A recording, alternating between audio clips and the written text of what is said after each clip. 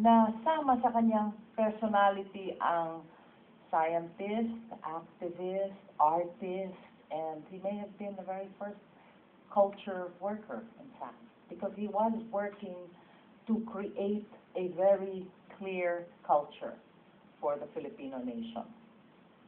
Marlene here had asked that I talk about the role of artists and cultural workers during that time. I suppose she did that because for most of you, it's merely a fragment of history. You are too young to remember. How many are at least, I don't know, 35 and younger here? Okay. So, wala kayong natatandaan tungkol dyan. It is the same for my children, you know. They were 10 and 12 at that time. And I would guess that each time I recount to them what it was like, siguro para na akong, nung nakikinig ako sa parents ko, nagkwento ng tungkol sa liberation of Manila ng after World War II. Ang feeling mo, labo naman yan, ang layo niya. Hindi ka makarelate, hindi ba? So tumating ang mga Amerikano, mga tangke, mga ganito. Those are non-existent in the lives that you have led. In fact, you might, if you think about it, thanks to Edsa, that happened 25 years ago, you today enjoy all the freedoms and rights of a person living in a full democracy. But were it not for that series of events, things would be very different for us. In truth, Edsa happened in the past century, for heaven's sake. Nang nakaraang century na yan. So of course I understand. How can those in my generation, those of us who are 60, in our 60s, bring back to life for you what it was like to have our freedom and our national sense of pride taken away by martial law? To feel cowed, yung medyo para kang may takot. Pero karamihan din naman sa amin noon ay may bagong pamilya at paminsan-minsan naiisip namin ang aming sitwasyon sa ibang mga panahon naman ay naiisip naman namin ang pang-araw-araw na kailangan namin gawin. We had to find ways to earn a living, to grow our families. But certainly that feeling of being cowed and powerless remained for 14 years until we discovered that it was possible to emerge from one's cocoon of fear and indifference, to find our voice again, to take the necessary action, to join together in the streets, to lay aside our personal concern for safety, for here was something that beckoned, and it was far greater and more desirable than the smallness of our individual selves. The events of that week of February 1986 were like a fever. Noong nag-umpisa na ang action in the streets, parang nakakahawa ang lagnat ng mga araw na yon. It was a fever that told us, get up, go here, go there, take others along, do not stop now, for change is just around the corner. Do this now for your country, for your own self-respect, for your children. The concerted action started on the 16th of February. There was a big gathering in Luneta. Tuwing nakikita ko yung malaking-malaking picture na yan, ng napakaraming tao, naiisip ko, nandito kami, ng asawa ko, kaming dalawa ni Kaloy, may suot kaming yellow raincoat, sapagkat umuulan-ulan nung araw na yon, nasa ilalim kami ng isang puno doon sa farther edge ng Luneta. Napakarami, libo-libong tao ang nandun. They all turned up for Cory when the feeling of nationhood began to make sense again. That was the first time it started to live again. For our artists and culture workers, it had begun long before, of course. Towards the end of the 60s, it became clear that there was too much economic and political power that had become concentrated in a small group of people, yung tinawag nilang oligarchs, and that radical change was needed. Our Filipino visual artists in the 60s, along with filmmakers, songwriters, theater actors, performers, were all fully engaged in the social commentary of that activist decade. That's when the theater of the streets was born. That's when PETA found its reason for being. That's when so many little groups were all over the place, striking like lightning, putting on little performances kung saan pwede at kung papaano ma-entertain ang tao, pero makita rin nila ang katotohanan na kailangan na ng pagbabago ng mga araw na yon. After martial law was declared, our artists became even more creative. Kasi kailangan patago. Pero, dahil artist naman sila, napakagaling eh. They found ways of expressing their disgust about the excesses of those in power. In their paintings, in their songs, plays, and movies, they would not be silenced. They could not be silenced. Kaya kung titignan nating mabuti ang mga larawang kuha noong dekada ng protesta at pakikibaka, kasama ang mga artists dyan, mga culture workers. Kapit-bisig din sila sa hanay, nandun sila sa hanay ng mga estudyante, mga kabataan, at matatapang ng mga nagsimarcha, nakinoise barrage, nagpahiwatig ng ngithiin para sa inang bayan. In this sense, our artists were no different from the rest of the citizens who clamored for a better set of leaders and an end to the political power that seemed intent on blindly perpetuating itself. Ang problema yan nga eh, pagka nasa poder ka na, parang wala ka na makitang iba. Hindi ka na makaalis. During those times, all were politicized in one way or another. But our artists did it with flair and with creativity, and hence they were able to get their messages across more successfully. There are as many kwentong EDSA as there were people who took to the streets in the late 60s and the 70s, and until we regained our democratic freedom in 1986. Your parents and friends can recount them to you. The stories are contained in books, in songs, and films, paintings, and plays. May kwento na si Ninoy daw, you have all read, of course, and of course those of us who are here who lived through that time, we all know the events of August 21, 1971, the Plaza Miranda bombing, which seemed to be the last straw. Talagang doon medyo finally people started to wake up and think, okay, this is really very wrong now. This should not be happening. They say that Ninoy's life was saved by a song. Napadaan siya sa birthday party yata sa mga Laurel, sa bahay ng mga Laurel. At he was in a hurry to get up and join. He was supposed to be there, liberal party siya. Dapat nandun siya sa, hindi naman siya meeting de avance, pero parang gano'n na rin. At Plaza Miranda. At pinigilan siya ni Celia Diaz-Laurel. Ang sabi niya, huwag ka munang umalis, kakanta pa si Kokoy eh. Stay. So he did. He stayed. And those few minutes may have made all the difference.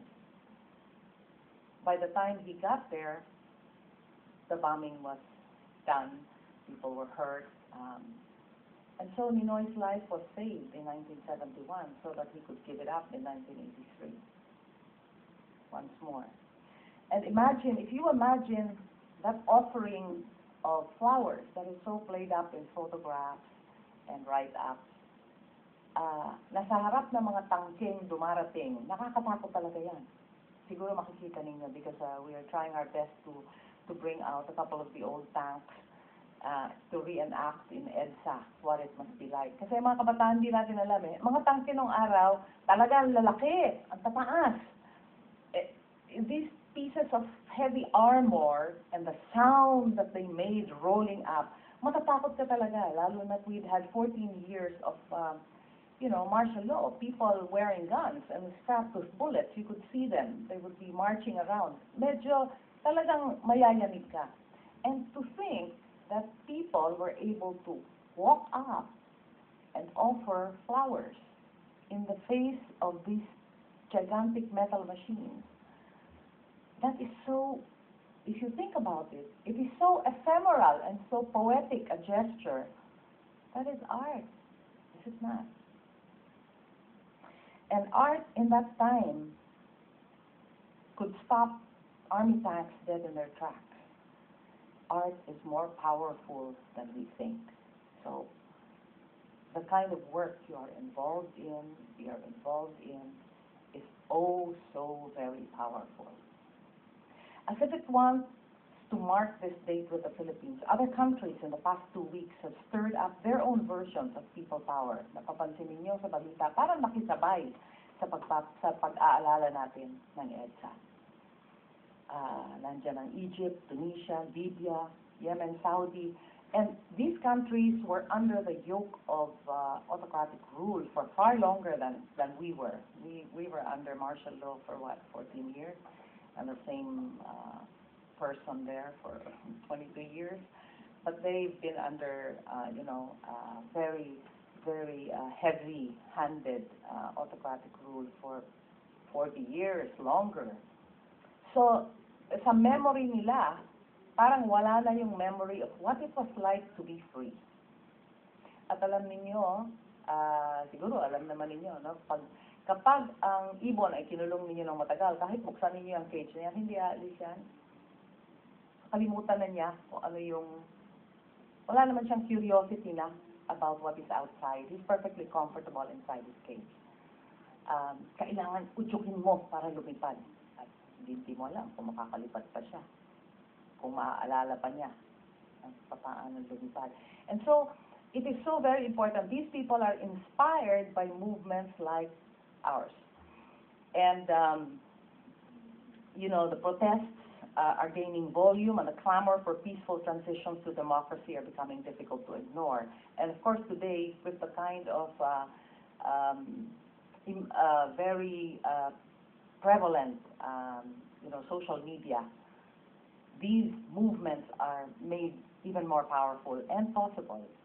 So, guess what? We were the first ever to do it 25 years ago. Hindi pa nga uso ang cellphone noon. Hindi ko maisip kung, paano natin nasabi sa mga kasama natin, tara, tayo na, mag-arali na, mag-noise barrage na, ganito, ganyan. Binubulog-bulog lang yan. Pinapadaan, magaling naman ang Pilipino sa chismis. Maganda, hindi ba? Gaya nga na sinabi sa kanta, iyon ang handog ng Pilipino sa mundo. More importantly, however, is where we are today. What action are we taking to ensure that the lessons learned from 25 years ago continue to light our way? The EPPC, the Edsa People Power Commission, was convened only 6 weeks ago. And of course, there's a handful of us who were named as commissioners. And of course, we were, the first order of the day was the celebration on the 25th, Kaya naman, ang unang trinaf ay ito, Pilipino ako ang lakas ng pagbabago. Sapagkat ninais namin na buhayin ang spirit na yan ngayon, sa mga kabataan ngayon. Well, we were convened a little late in the year for the celebration, but we have as our continuing goal exactly that, making the lessons stick in the light of all the changes that have occurred in the meantime, and all the problems that seem to have merely changed faces but not gone away. Parang kung iisipin mo, parang ganyan din ang hinaharap natin mga problema noon. Nandiyan pa rin yan hanggang ngayon. Okay. There must be answers, surely. And clearly, we have to build a more lasting culture of transparency, good governance, and justice. There are questions we need to ask ourselves, and we need to find the answers to. How do we embed in a nation of 90 million Filipinos and growing these lessons? Alam niyo, between the years of 1975 and 1986, there were only 1.5 million Filipinos who left during that decade to work abroad. Today, 10% of our population is somewhere else. 1 in every 10 Filipinos here have a family member working abroad. So nagkalat na, in other words, nakakalat tayo sa iba't ibang lugar. Some places are dangerous, some are less so, but we have a very, in some ways, there's a whole bunch of us here, but there's 10% of our educated, good, active, thinking, capable Filipinos in many different parts of the world. How do we reach one and all and let them find ways that they too can contribute to taking action, not just sending money home, but taking positive action to creating the country we all dream of having. How do we rise above our past, taking only the best parts of it? Halo-halo ang mga past natin sa cultural center. Alam niyo naman siguro, hindi naman sekreto kung paano yan na-establish. And yet, the facilities exist, and there are many ways that we can use them for creating a better culture.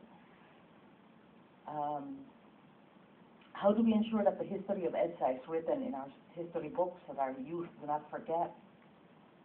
This is part of an education thrust. Perhaps more appropriately, how do we renew our faith in our own abilities to affect change amid the daily bombardment of disappointments, deceptions, depressing news, other irritating hurdles? Araw-araw na lang meron tayong makikita o mapapansin o mababangga na maliliit na bagay na ang feeling mo is, ay, yan pa rin. Parang walang nag-iba. But how do you focus on the good parts? How do you dig it up? And how do you send that along? How do you spread that good news so that we can all continue to be inspired that there are things happening, because there are. How do we replenish our store of patience after the setbacks of the recent years? How do we chart new paths, hold hands in the fight against corruption, bolster one another in the task of preserving all that is noble about our Filipino heritage? And you are smack in the middle of that task and building on that. Kasi, sa totoo lang, napakagaling naman talaga natin. Frantic as the preparations have been to mark with sufficient attention and respect the 25th year of EDSA, the more valiant and demanding task still lies ahead. The work has just begun for you and for us. And just as artists and culture workers played pivotal roles to make the changes happen back then, so will we today, so will you tomorrow. I hope you will reflect on these thoughts during the week, and when we all return to work after the celebration and the reminiscing, get down to the real tasks ahead and the action needed to make it happen. You know, allow me to close by reading out to you. One of the tasks that was given me was, Emily, could you please put together the ecumenical prayer that will be read at EDSA? Kasi gusto nila interface ang approach. And so I tried to put into words what I thought might be the right frame of mind with which to look at EDSA. And so join me as I read it out to you, as in maybe this can be our closing prayer for this morning. You don't need to stand, it's all right. You don't need to stand. Father of all ages, you gave us the discernment to tell right from wrong, the strength of will to change for the better, the fortitude to surmount challenges, the perseverance to stay on the path of goodness. Father, you gave us the freedom to shape our own destiny in unity and solidarity, and you sent us the heroes we needed to light our way. 25 years ago, we showed you, Father, that these gifts you generously gave us were not in vain. When we, your people, rose as one and in loving trust took our first steps towards transformation. We stand once again in that time and place where once we proved to our fellow men and to the world that it is possible to replace fear with courage, violence with peace, confusion with conviction, injustice with humanity, and despair with hope.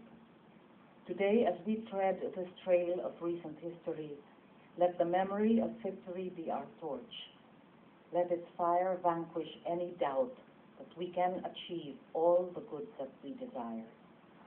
Fill us yet again, Father, with a resolve to take to heart the lessons offered by the past, to see beyond the differences that divide us, and seek instead the combined strength of our best selves. Inspire each of us to take the positive action needed to build strong, peaceful, and sustainable communities where our children can grow and together learn to become the enlightened leaders of the future. Father of all the ages, you have given us all that we need. In like spirit, we now commit to help one another daily and without failure to continue in the creation of this great Filipino nation. Amen.